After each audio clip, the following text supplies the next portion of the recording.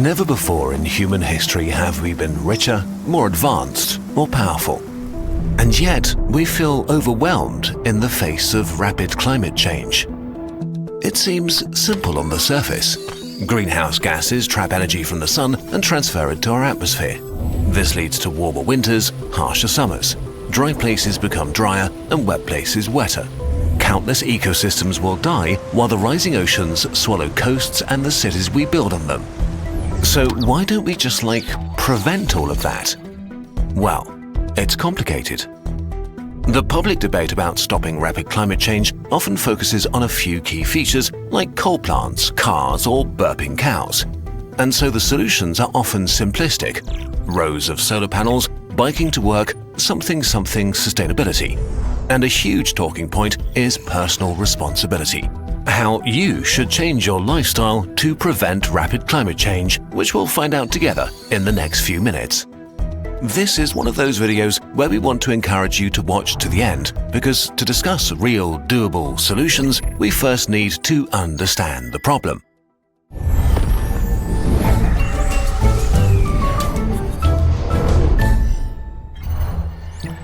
A fuller picture. Modern industrial society, as we constructed it in the last 150 years, is inherently destructive to the planet. Basically, everything we do to make our lives easier, safer, and more comfortable is making things worse for the biosphere. The food we eat, the streets we walk on, the clothes we wear, the gadgets we use, the way we move around, and the pleasant temperatures we artificially create around us. While most people know about the serious impact of energy, beef, cars, and planes, many major polluters are barely ever talked about. The emissions leaking out of landfills are as significant as the emissions of all the jets in the air. More CO2 is released to run our homes than from all cars combined. And the emissions produced when making a new car is equivalent to building just 2 meters of road. So it is nice to switch to electric cars, but they won't solve anything if we keep building roads the same way. Fixing one small part of the industrial system is not enough. Each of the many different parts needs its own solution, and many of them aren't straightforward. But even where we know what to do, just because a solution exists doesn't mean we're able or willing to implement it. There are many grey areas in the fight against rapid climate change. The most prominent one is the divide between rich and poor. Emissions versus poverty. There is a clear connection between the prosperity of a nation and its carbon emissions. In other words, richer people tend to cause more emissions. So the key to fixing climate change is simply for the world's richest to cut back on their extravagant lifestyles, right? While this would help, it wouldn't make the problem go away. This is because 63% of global emissions come from low to middle-income countries. Countries where most people are not living extravagantly, but are trying to escape poverty at worst and achieve a comfortable lifestyle at best. The unfortunate reality is that currently, escaping poverty and becoming middle class creates unavoidable emissions. So asking developing countries to cut emissions just looks like an attempt to keep them down. It's very hard to argue that a region should protect their primeval forests and spend money on solar panels instead of burning wood when it can't meet basic needs for significant parts of its population. But cutting back is not a popular demand, especially if the countries making these demands got rich by causing environmental damage in the past. So for billions of people, more emissions are a good thing, personally. When we forget about this, we tend to propose unworkable solutions.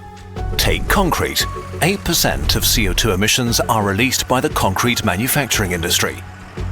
Okay, cool. Stop using concrete, right? But right now, concrete is also a cheap and easy way for growing populations in developing countries to build affordable housing. And there are many examples like that. Even rich countries aren't immune from disagreeing about rapid climate change solutions. Banning coal, gas, and oil from the energy mix is slowed down by heated discussions about what should replace them. Citizens can be strictly against nuclear power, but also oppose wind or solar infrastructure in their backyards. In principle, all of these issues can be overcome, but there are things we don't currently know how to overcome. The most problematic one is food. Emit or die. We will soon need to feed 10 billion people, and we don't know how to do that without emitting greenhouse gases. Because of the nature of modern food production that requires fertilizers or manure, it's impossible to have zero-emissions food. Rice alone emits so much methane each year that it practically equals the emissions of all the air traffic in the world. What's worse is that the foods we like the most emit the most. 57% of food emissions come from animal-based foods, although they make up only 18% of the world's calories and 37% of its protein. And as people across the world grow richer, they want more meat. Traditional diets in most cultures were primarily plant-based with a little meat on top. But with the rise of industrial-style meat production and factory farming, meat has become a staple food, a regular indulgence in developed countries and a symbol of status and wealth in developing countries. Today, about 40% of the world's habitable land is used for meat production in some form or another, the size of North and South America combined.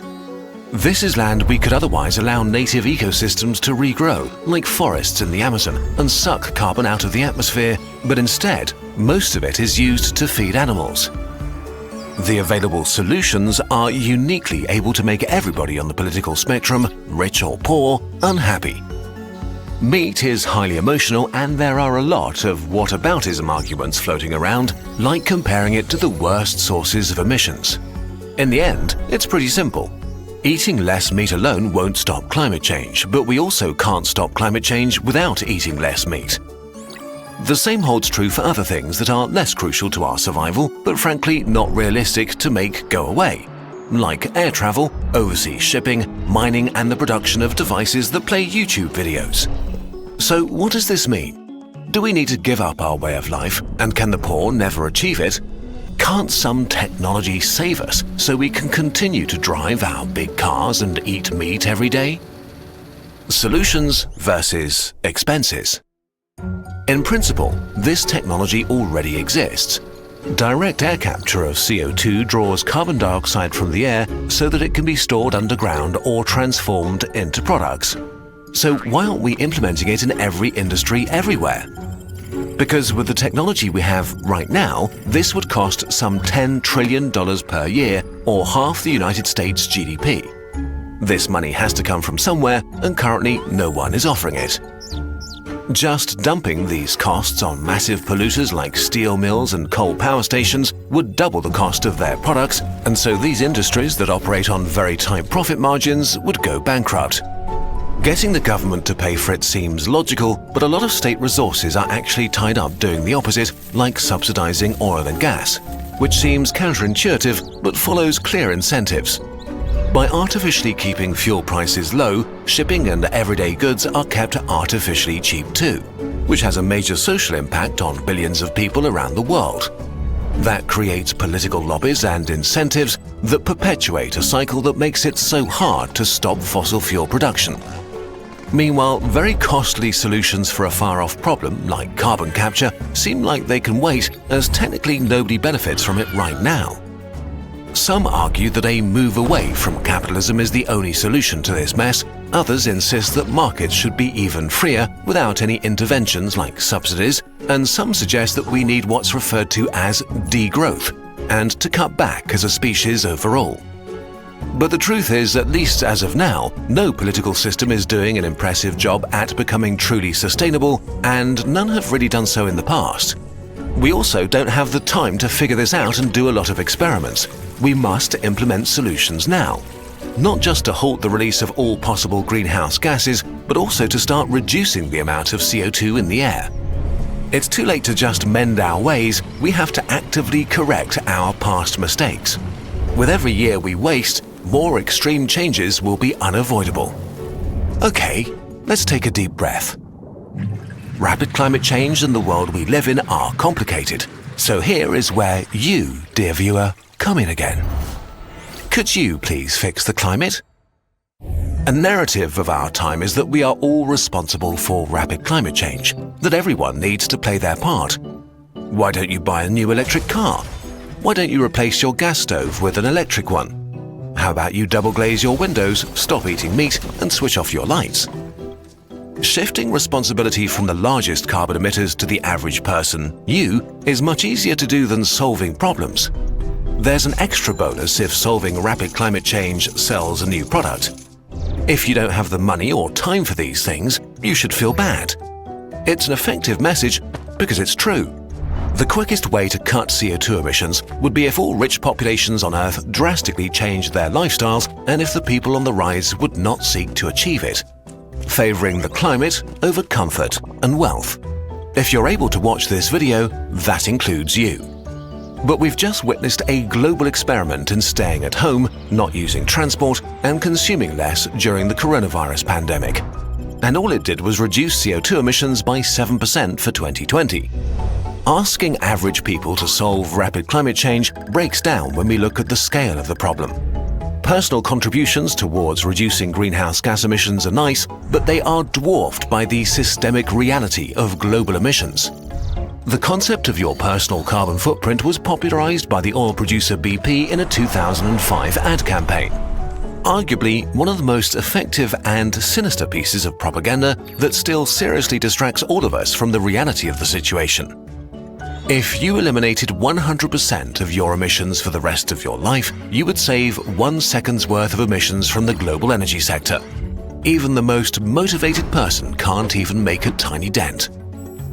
When we put together the dangers of rapid climate change, the scale of emissions and the lack of consensus over how to solve it, the challenge seems insurmountable. It can cause decision fatigue and moral licensing where you no longer feel bad about behaving in a counterproductive way. We have struggled a long time with this, which is why this video took us so long to make. So, what can you actually do? There are many different takes, and they are passionately discussed. We don't know who's right, so we can only offer you the Kurzgesagt perspective and opinion. Opinion part. What can you actually do? We need a different way to think and talk about rapid climate change. An all-encompassing systemic approach, nothing less than changing the fundamentals of our modern industrial societies. As discussed in frustrating length, the personal responsibility angle is overplayed. For systemic changes in technology, politics and the economy of this magnitude, we need to influence the people at the levers. Politicians need to know and feel strongly that the people care, that their own success depends on tackling rapid climate change. When governments and local politicians are reluctant to change laws that affect their biggest tax contributors or campaign donors, we need to vote them out and vote in people who respect science. We need to hold them accountable for implementing the most effective climate change strategies. Not waste our time with things like banning plastic straws, but by moving the big levers. Food, transportation and energy, while not forgetting the smaller ones like cement or construction. When industries fight against changing their ways for fear of losses or in an honest attempt to protect their own, we need politicians to change the laws and incentivize the deployment of existing technologies and massively invest in innovation for the fields where we don't have great solutions yet. There's no reason that the profit interests of industries could not match the need to reduce carbon emissions as much as possible. And if they still don't cooperate, harsh punishments and regulation need to force or bankrupt them. It's still unrealistic that change of that scope can be forced onto a worldwide economy quickly enough, because many low-carbon technologies still need a lot of time and research, which means they're expensive. But more companies will make more efficient carbon capture systems, tasty meat alternatives, better batteries, cement alternatives, and so on if there's a clear and growing demand. And if you're affluent enough, you can do your part by investing in these things right now while they're still expensive. These are the mechanisms that will drive the prices down later on. So this is basically what you can do. Vote at the ballot, vote with your wallet. There are too many opposing interests and complicated grey zones. In the end, if we truly get the systemic change we need, everybody will be unhappy about some aspect of it. Only if we all accept that some solutions will have negative impacts for us can we have an honest conversation and make progress. Everybody will be a little unhappy, and that's okay. This is the best you can do. You can deal with the reality of the situation and promote your priorities through your behavior and your actions. And while you do so, you can eat less meat, fly less, or get an electric car. Not because you should feel guilty if you don't, or because you naively believe that you alone can stop rapid climate change, but to do your tiny, tiny part for the systemic change we need. This video was supported by Gates Notes, the personal blog of Bill Gates, where he writes about global health, climate change, and more. Check out gatesnotes.com to learn more about ways the world can work together to reach zero greenhouse gas emissions, or use the link below.